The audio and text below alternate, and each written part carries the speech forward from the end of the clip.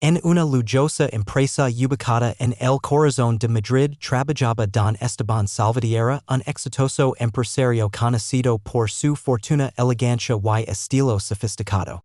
Cada año organizaba una fastuosa gala para celebrar los logros de la compañía, donde solo asisten personalidades importantes, ejecutivos de alto nivel y figuras del mundo empresarial. Era un evento exclusivo con trajes de diseñador, alfombras rojas y banquetes dignos de la realeza. En una mañana cualquiera, mientras Esteban revisaba unos informes en su oficina, observó por la ventana como Clara, la joven encargada de limpieza, hacía su trabajo con esmero, sin notar que el propio dueño de la empresa la miraba. Con tono bullying, medio en broma y medio aburrido por la monotonía del trabajo, le dijo: Clara, ¿ysit vienes tú también a la gala este sábado? ¿Te lo mereces, no crees? Clara lo miró confundida por un segundo, esbozó una tímida sonrisa y siguió barriendo, pensando que solo era otra de esas bromas de los de arriba que no se tomaban en serios. Pero lo que nadie sabía era que esa pequeña broma no quedaría allí. Aquel comentario lanzado al air daría para una serie de eventos que nadie podría haber imaginado y que sacudirían los cimientos de lo que todos creen sobre el verdadero valor de una persona. Clara Fernández tenía 27 años y llevaba 3 trabajando como personal de limpieza en la empresa de don Esteban. A pesar de tener estudios superiores que nunca pudo terminar por problemas económicos, jamás perdió la dignidad ni el respeto por su trabajo. Siempre era puntual, educada y meticulosa con cada rincón que limpiaba. Aquel día, mientras terminaba de fregar el pasillo del tercer piso, la frase de don Esteban resonaba una y otra vez en su cabeza: ¿Ysit vienes tú también a la gala este sábado? Aunque sabía que probablemente era solo una burla disfrazada de simpatia, no pudo evitar preguntarse si, por una vez, alguien como él podía ser parte de ese mundo que siempre veía desde lejos. Y esa noche, al llegar a su pequeño piso en las afueras de la ciudad, le contó a su hermana menor lo sucedido. Entre risas, su hermana le dijo: Imaginate tú entrando a ese lugar como una reina. Aunque si una broma a si fueras de verdad. Clara soltó una carcajada, pero luego quedó en silencio. En el fondo de su corazón una chispa de ilusión se había encendido.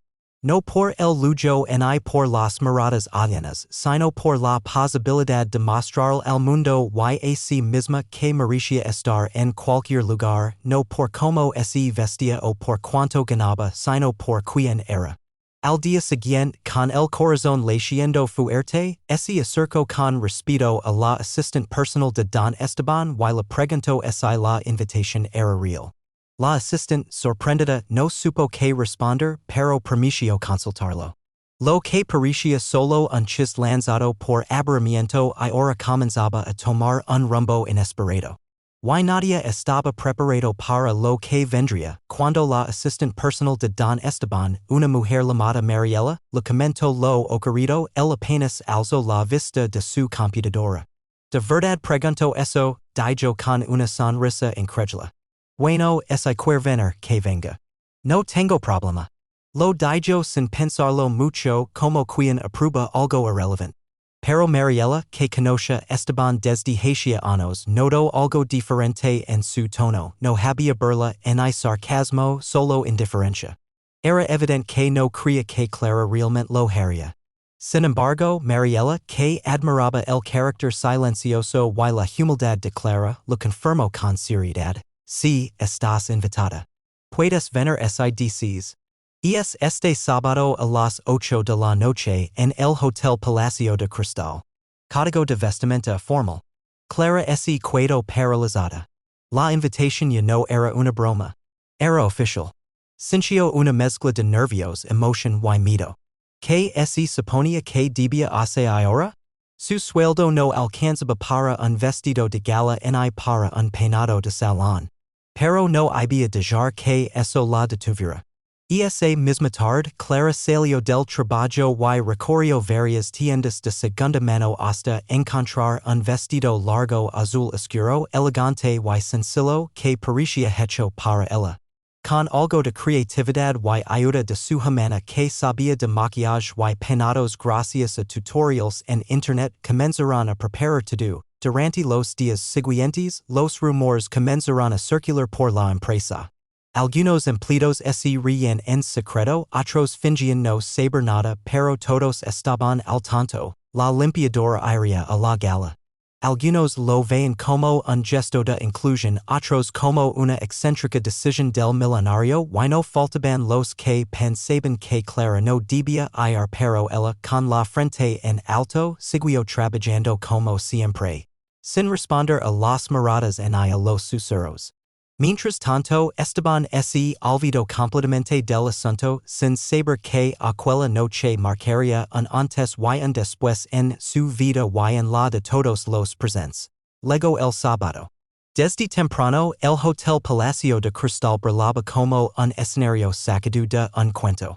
Coches lujosos llegaban uno tras otro, los invitados descendían vestidos de diseñador, entre luces doradas, cámaras y saludos formales.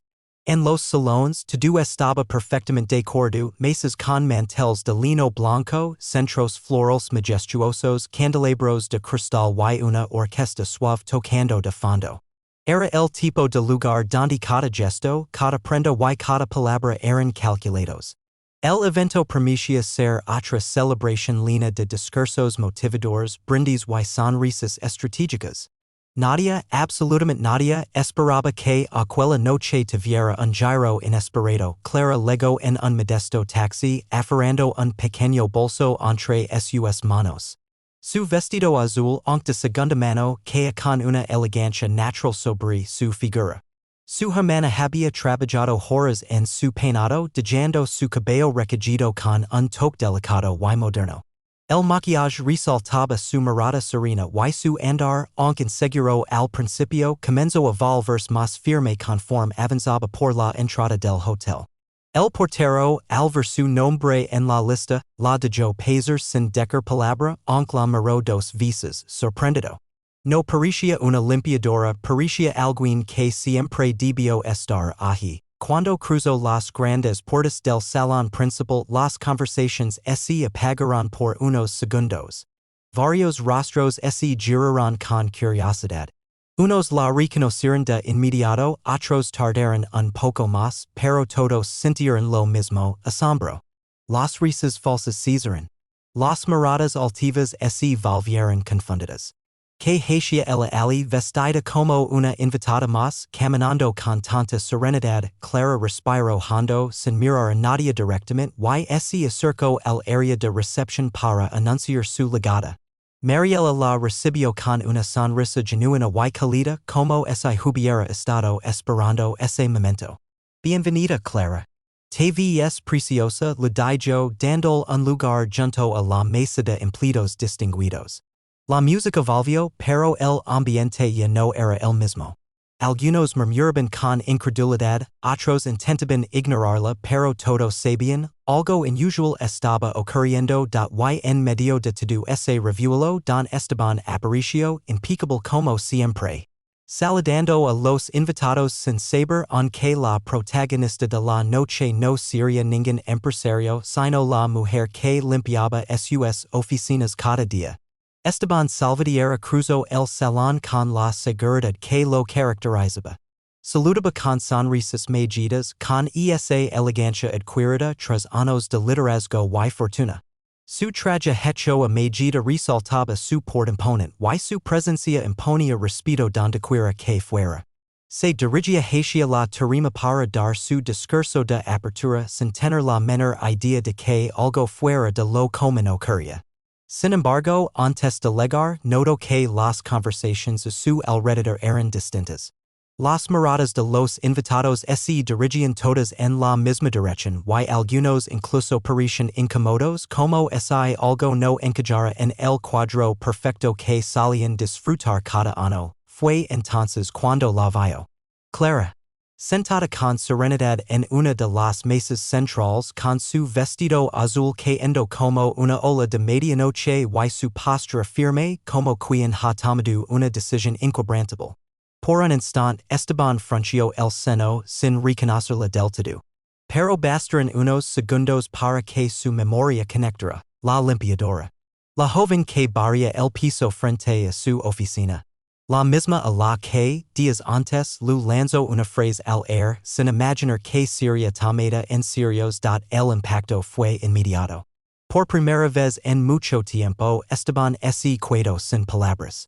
La mujer que él había visto siempre como una sombra silenciosa en los pasillos ahora brillaba con una luz propia que desafiaba todo protocolo, toda jerarquía social. No se veía incómoda ni fuera de lugar. Al contrario, su presencia digna y elegante parecía más auténtica que la de muchos de los empresarios que lo rodeaban. Y eso lo desconcertó profundamente. Mientras avanzaba hacia la tarima, escuchó algunos comentarios sutiles quien la dejó entrar, ¿qué hace ella aquí? ¿Y es una broma? Pero él no respondió nada. En su interior algo comenzaba a removerse. No era rabia ni vergüenza. Era una incomodidad nueva, la de enfrentarse al reflejo de su propia soberbia de sus prejuicios inconscientes. Clara no estaba haciendo nada fuera de lugar. Solo estaba allí como todos los demás por una invitación que él mismo había hecho. La diferencia era que él había tenido el valor de aceptarla. Cuando por fin subió al escenario, Esteban miró al público, tomó el micrófono y por un segundo su discurso preparado desapareció de su mente. En su lugar, algo más genuino comenzaba a tomar forma. Algo que ni él sabía en cómo expresar. Mientras tanto, Clara, desde su asiento, lo observaba con la misma calma con la que cada mañana limpiaba su oficina. Pero esta vez no era invisible. Esta vez era imposible no verla. Esteban Salvatierra se quedó de pie frente al micrófono con el murmullo en latent entre los invitados.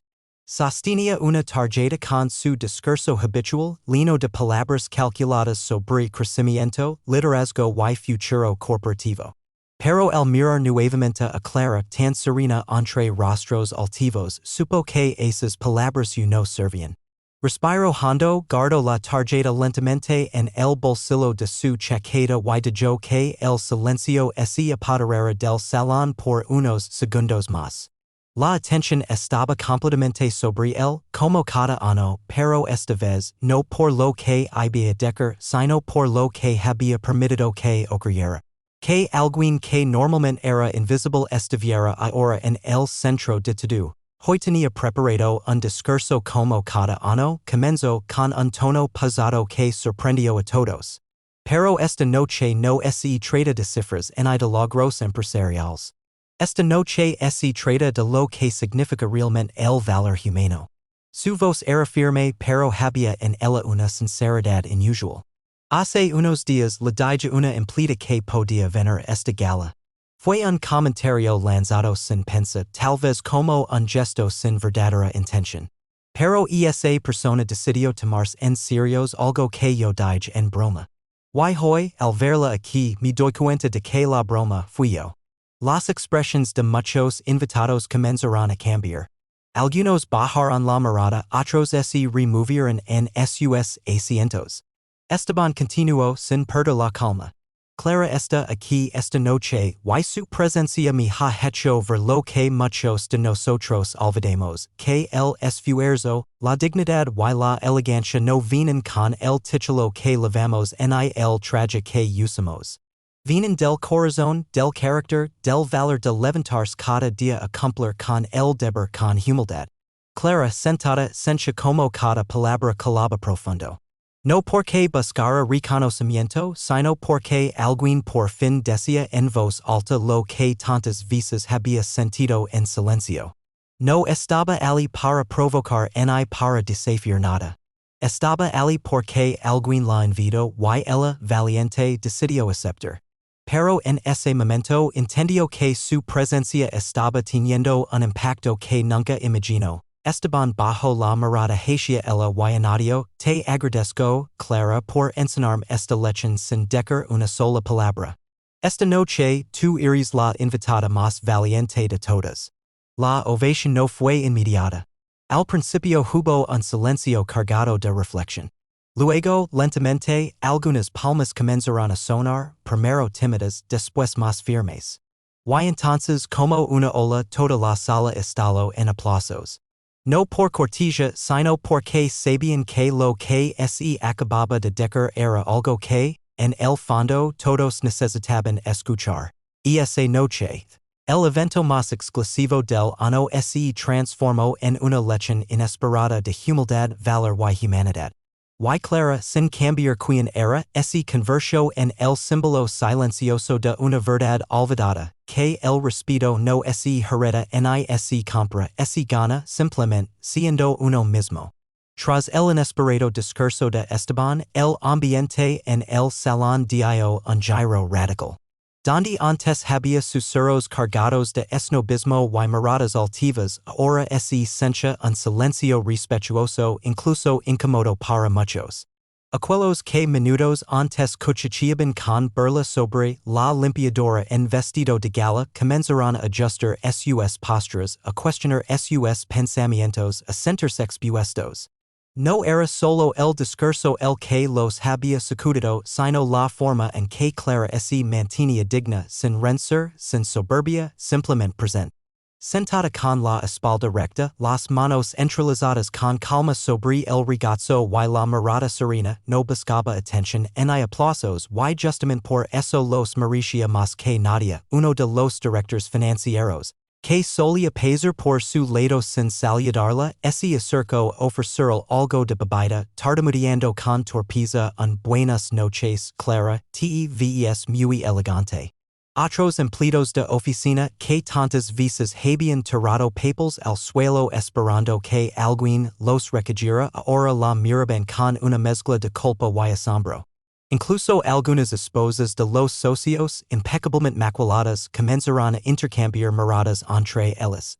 Como si la presencia de Clara les recordara que detrás de cada rostro hay una historia que no se puede medir por el precio del vestido, Clara agradecía con una sonrisa suave, sin cambiar su esencia. No intentaba encajar ni sobresalir. Simplemente estaba siendo ella misma como lo había hecho siempre, solo que esta vez alguien la había visto. Y más aún, la habían hecho visible ante todos. Esteban, mientras tanto, observaba desde una esquina sin intervenir. Por primera vez en muchos años, no se sentía el protagonista de la noche. Había cedido, sin darse cuenta, el centro del escenario a alguien que nunca lo pidió. Y eso lo conmovía. Su mundo tan lleno de estructuras rígidas y apariencias se resquebrajaba ante una verdad simple, había ignorado durante años a las personas más valiosas del edificio solo por no llevar un título o un traje caro. Y ahora, rodeado de empresarios, sentía que la única persona con verdadera autoridad moral en ese salón era Clara. En las horas siguientes, muchos intentaron acercarse a ella, unos con verdadera admiración. Otros movidos por la curiosidad. Pero Clara, fiel a su esencia, se mantuvo serena, amable y reservada. No se dejó arrastrar por la emoción ni cambió su forma de hablar ni de moverse. Al final de la noche, cuando la orquesta tocó su última pieza y las luces comenzaron a atenuarse, algo había quedado claro, nadie olvidaría esa gala. No por el menú ni por los discursos habituales, sino porque una mujer que solo había sido invitada por error o por burla, luego se sentó con dignidad, y dejó una huella más profunda que todos los presentes con sus trajes caros y apellidos importantes. Cuando la gala llegó a su fin, muchos invitados comenzaron a retirarse, reflexionando sobre lo ocurrido. En sus rostros ya no había ese air de superioridad automático, sino una mezcla de humildad y desconcierto. Aquellos que estaban acostumbrados a dominar la conversación a marcar tendencia se vieron por primera vez obligados a observar y a calar. Why to do gracias a una mujer que no necesito decir mucho porque su sola presencia había sido un acto de valencia silenciosa. Clara con los pies firmes sobre el mármol brillante del salón, esencia extrañamente tranquila. No por vanidad, sino porque sabía en lo más profundo de su corazón que había defendido su lugar sin lugar, simplemente siendo fiel a quien era. Antes de marcharse, se acercó discretamente a Mariela, la asistente personal de Esteban, y lo agradeció el gesto de haber confirmado la invitación. Mariela, con los ojos ligeramente vidriosos, le apretó la mano con fuerza y le dijo en voz baja, gracias por enseñarnos que los espacios no se herdan, se conquistan con dignidad. Lo que hiciste esta noche vale más que cualquier título. Clara asintió, sin palabras, sintiendo una calidez que no venía del reconocimiento, sino del respeto genuino que por fin estaba recibiendo, mientras salía del salón. Varias personas la despidieron con sonrisas sinceras. El director de recursos humanos, que ni siquiera sabía su nombre semanas atrás, le dijo, nos gustaría verte en otros espacios. Gente como tú hace falta en más que solo limpieza. Clara agradeció sin comprometerse. Sabía que aún tenía mucho por pensar, pero por primera vez sentía que las puertas del edificio ya no eran barreras invisibles que solo los poderosos podían cruzar. Ahora eran puertas que podía abrir si así lo decidía. Don Esteban la alcanzó justo antes de que saliera del hotel. Estaba solo, sin guardaespaldas ni asesores. Le pidió permiso para hablar un momento. Clara accedió. El empresario bajó un poco la cabeza, algo que muy pocos habían visto hacer, y le dijo con franqueza, Clara, esta noche me hiciste ver que la empresa que tanto he construido estaba incompleta. No por falta de éxito, sino por falta de humanidad. Me gustaría hablar contigo en serios. Quiero que trabajes conmigo, no como personal de limpieza, sino como parte del equipo que toma decisiones. Alguien que me recuerde lo que de verdad importa. Clara se quedó inmóvil no por sorpresa, sino por el peso de esa propuesta. No respondió de inmediato. Solo lo miró con la misma mirada limpia con la que miraba los pasillos cada mañana. Lo pensé, señor Salvatierra. Pero pase lo que pase, gracias por haberme visto esta vez. Y con paso firme cruzó la puerta del hotel bajo la noche madrilena sabiendo que algo había cambiado para siempre. No en ella, sino en todos los demás. El lunes por la mañana el ambiente dentro del edificio empresarial de Salvatierra Holdings no era el mismo. A pesar de que todo lucía igual, las paredes de vidrio, los ascensores relucientes, las oficinas con aroma a café caro, había un air de inquietud y expectativa flotando entre los empleados. Los comentarios sobre la gala del sábado enlenaban los pasillos, pero esta vez no eran chismes maliciosos, sino conversaciones sinceras. Algunos hablaban con admiración de Clara, otros con vergüenza por haberse reído en secreto.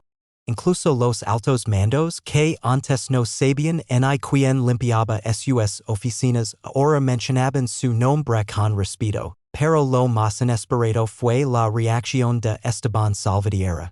A las 10 o'clock en punto convocó a una reunión general, algo que jamás había hecho sin previo aviso.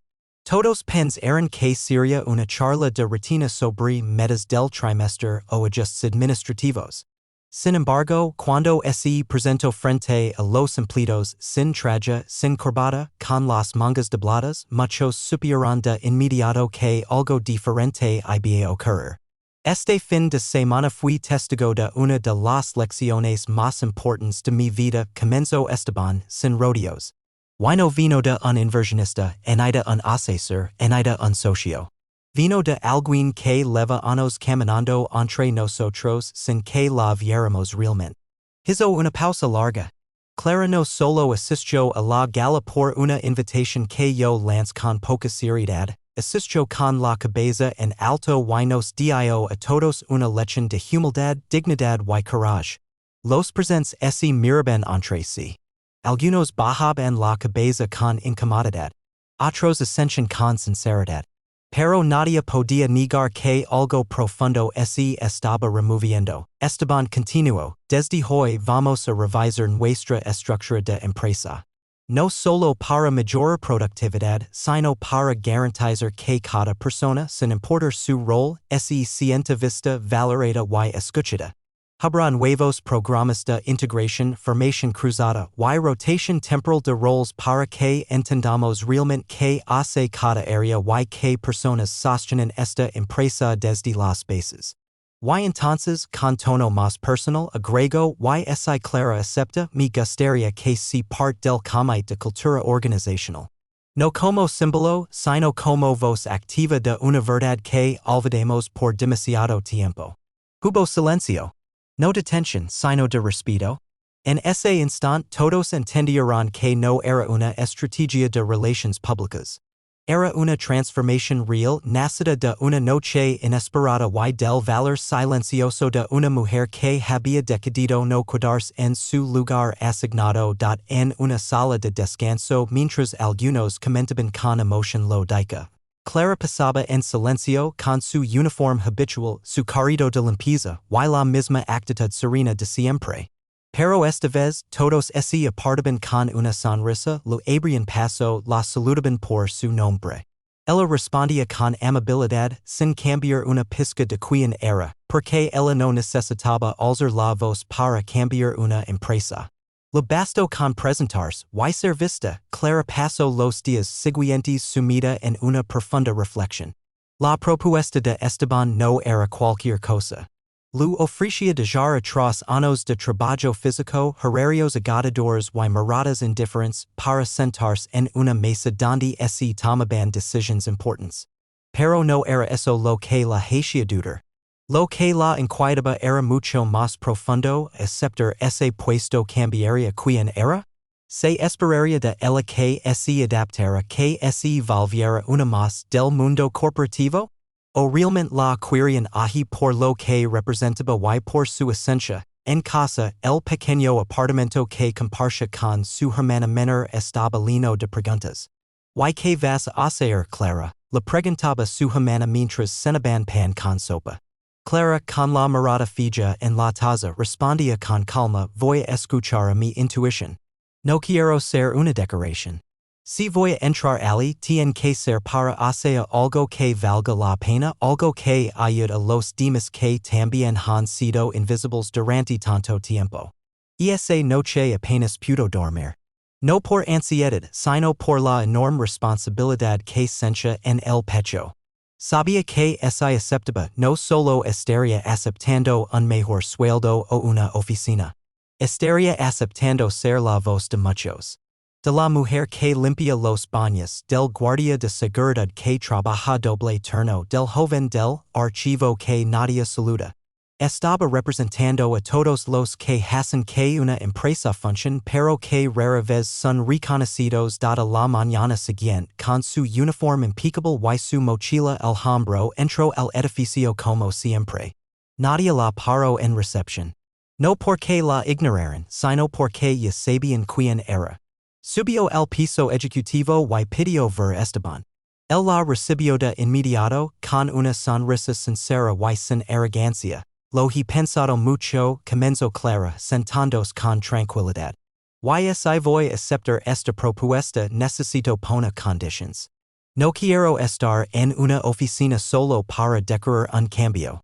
Quiero trabajar en un plan real para que todos los empleados, desde los cargos más altos hasta los más humildes, puedan crecer, opinar y ser reconocidos.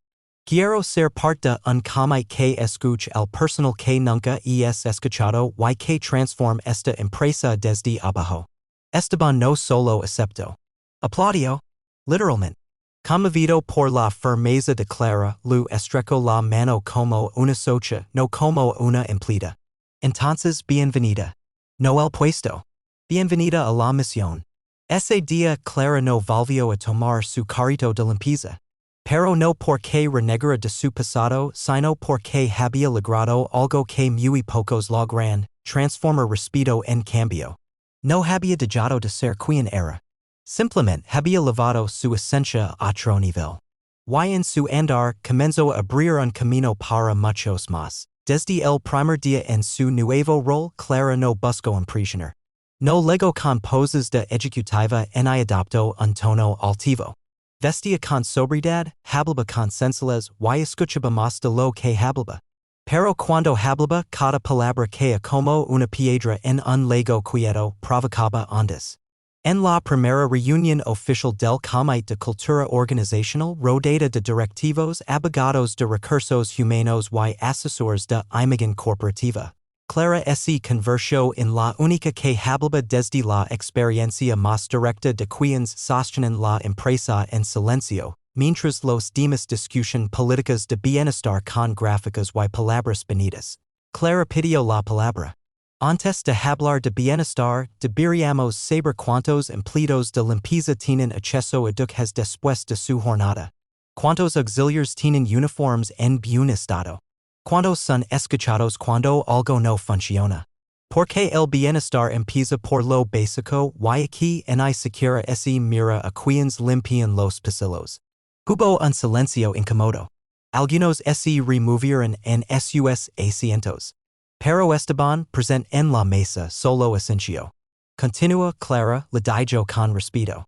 Y ella continuó, propuso crear un buzón de ideas abierto a todo el personal, no solo a los cargos administrativos. Propuso que los supervisors rotaran un día al mes por funciones de base para comprender lo que realmente ocurre en las entrañas de la empresa. Propuso incluir sesiones de escucha activa entre trabajadores de distintos niveles, sin jerarquías ni protocolos. Quiero que los que limpian, los que cargan, los que archivan, también pueden decir lo que piensan sin miedo a represalias. Y quiero que sus sugerencias se escuchen con el mismo peso que las de cualquier ejecutivo. Al principio, algunas propuestas generaron resistencia.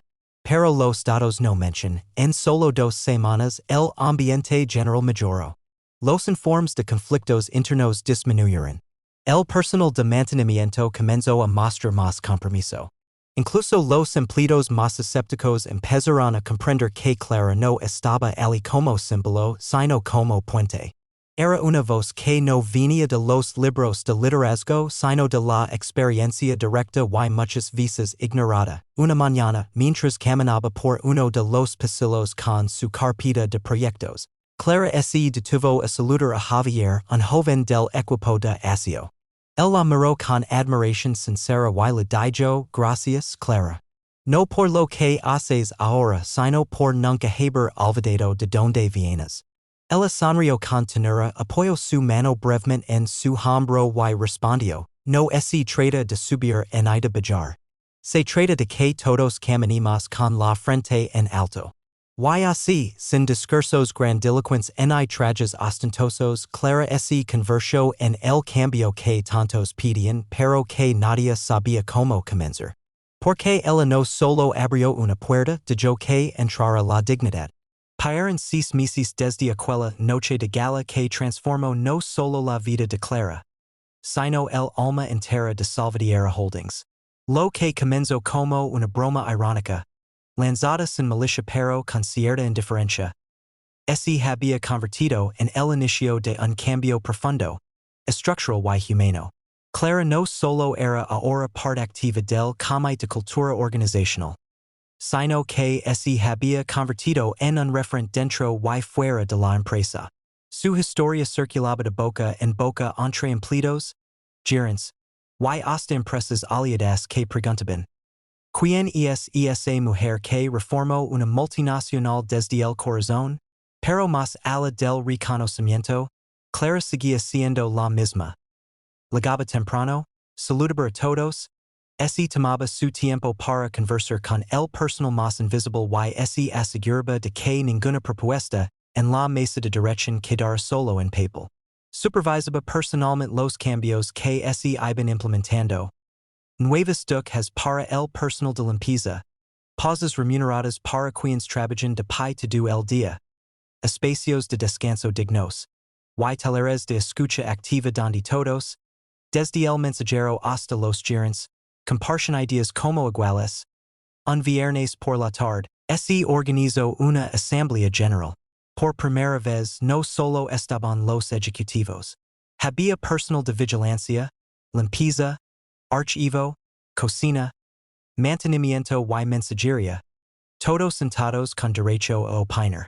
En el centro del auditorio, Clara subió al estrado, sin papels, sin adornos, solo con su voz y su verdad.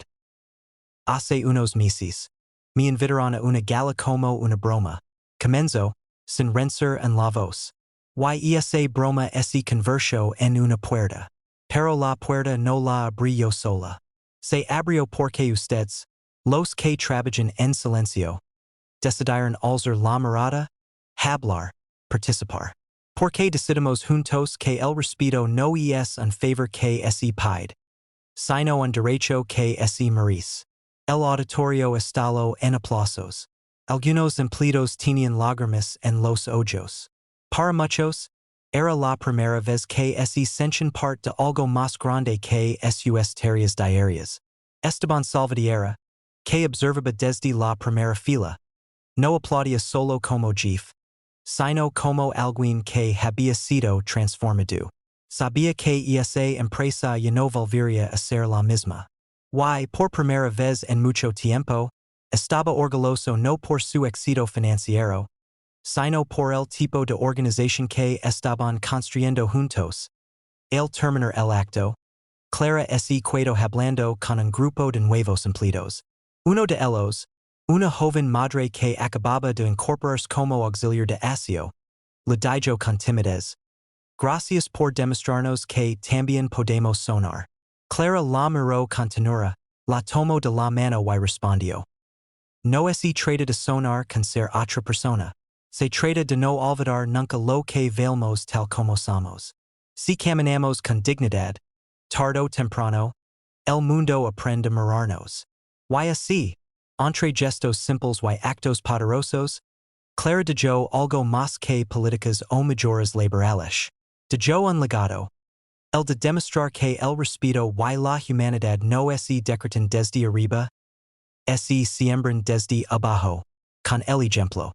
Y lo más importante, que a veces, las revoluciones más verdaderas comienzan con una invitación lanzada en broma, y una mujer que tuvo el courage de aceptarla.